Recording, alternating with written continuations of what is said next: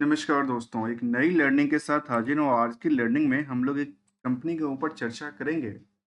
जो कंपनी कहती है कुछ और जो डेटाबेस कहता है कुछ, मुझे लगता है कि आपस में डिफरेंस है। कंपनी न्यू वेबसाइट्स लॉन्च करती है, अमरा वर्ल्ड्स एग्रीको लिमिटेड। और जैसे कि नाम से पता चलता है, ये कंपनी शायद एग्रीकल्चर्स एग्रो प्रोडक्ट में डील करती होगी। लेकिन ये कहती है committed to the provide best value of the money to all its clients को लेकर कहती है।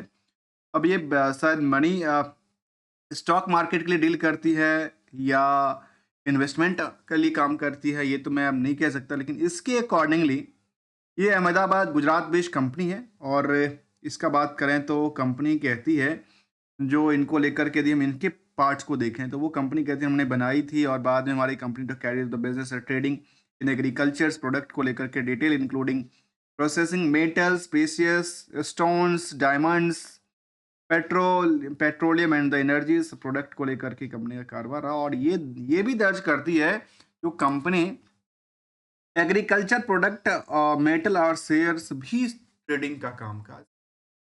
मार्केट कैप केवल कितना का 16 करोड़ की बात की है।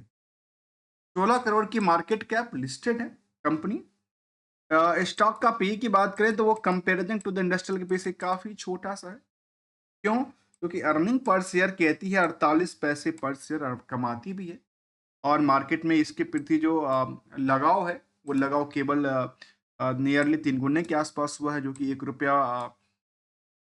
35 पैसे तक के आसपास आंकड़ा देती है। Comparing to the book value near about the same है। इंट्रिंसिक वैल्यू से आज भी ये अंडर वैल्यूड के श्रेणी में आती है। जबकि हायर टू हायर ₹1 70 तक गई थी और लोअर साइड ये 83% तक का आंकड़ा दर्ज करती है।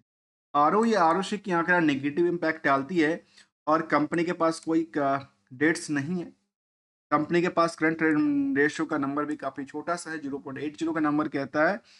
और केवल केवल यही पार्ट्स को देखेंगे? नहीं दोस्तों, ये तो छोटा-सा पार्ट था। इस कंपनी को लेकर जानेंगे कि अगर बिज़नेस में देखिए कितनी परसेंट की प्रॉफ़िट कमाती है, उसके प्रति कितने रिस्क बनाती है, निवेशकों का इंटरेस्ट कैसे रहा है। तो सबसे पहले एक नज़र इनकी निवेशकों का।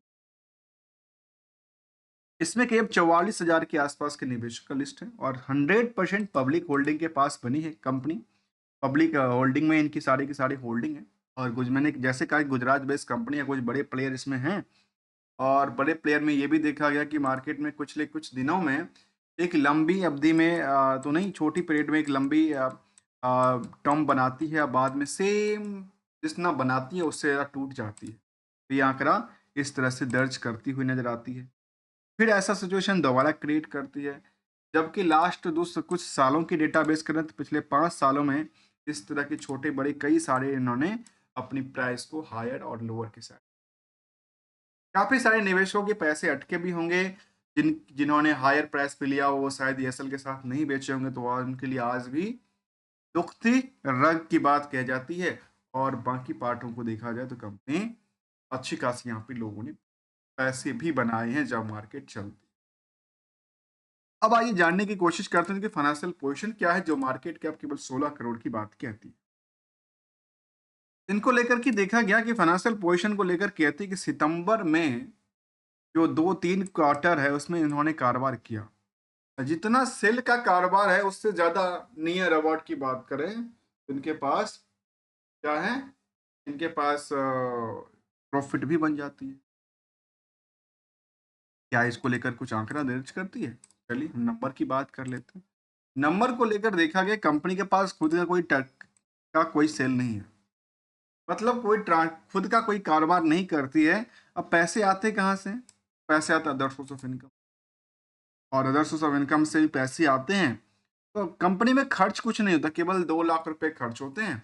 और अल्टीमेटली जो पैसे थे सब सब बच जाते हैं। जबकि सब पूरे के पूरे साल की डेटा की बात करें तो इस कंपनी में कोई कारोबार नहीं है। 11 लाख रुपए खर्च होते हैं। और 11 लाख खर्च होते तो कितने डायरेक्टर थे इस कंपनी में?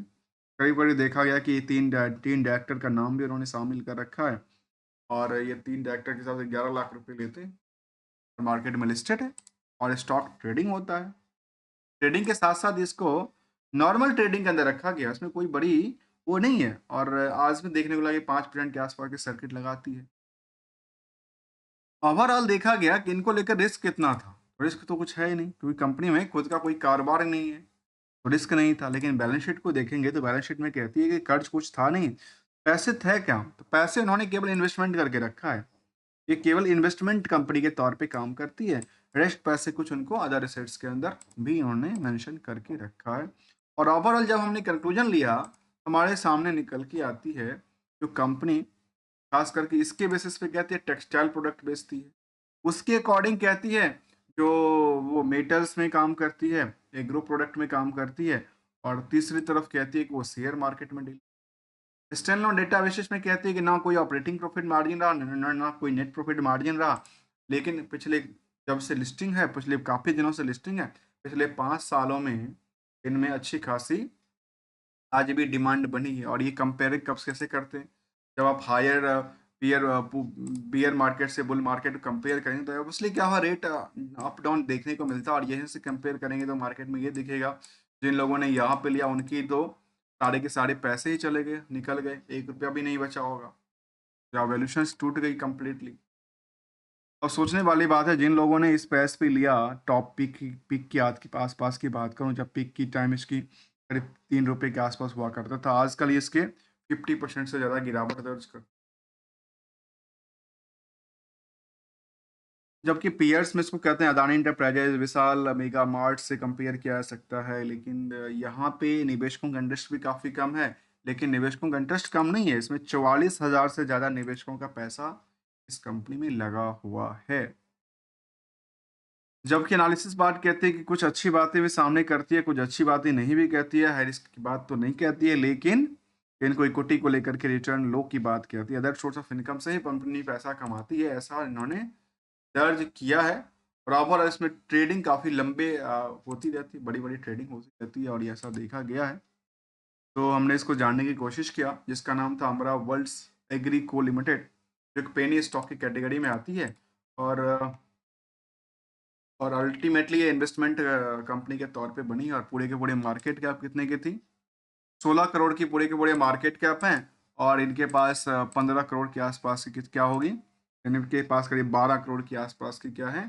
इन्वेस्टमेंट भी इन्होंने करके रखा है, नज़र आया है। जबकि कैश के पार्ट्स भी कुछ पार्ट पड़ा होगा। यहाँ पे इनके पास कैश भी कुछ नहीं है, केवल केवल लॉन्स एंड एडवांसेस उन्होंने रखा हुआ है, जो के साथ ये इस पोजीशन में होगा तो उसको यहाँ पे इन्होंने ट्रांसफ़र कर दिया होगा। इधर लास्ट बैलेंस शीट के अकॉर्डिंग की बात करें तो इस तरह के स्टॉक में क्या करना चाहिए? पेनी स्टॉक से कई बार बचना चाहिए, और कई बार यदि मौका मिलता है तो पैसे को जब मार्केट ट्रेंडिंग होता है तो उसको लेकर के निकल जाना चाहिए। अदरवाइज आपको पैनिक भी क्रिएट कर सकता है, पेनी भी दे सकता है, पेन भी क्रिएट कर सकता है, पेन दे सकता है, विदाउट कुछ ट्रेडिंग और एडवाइजरी को लेकर के। Thanks for the joining.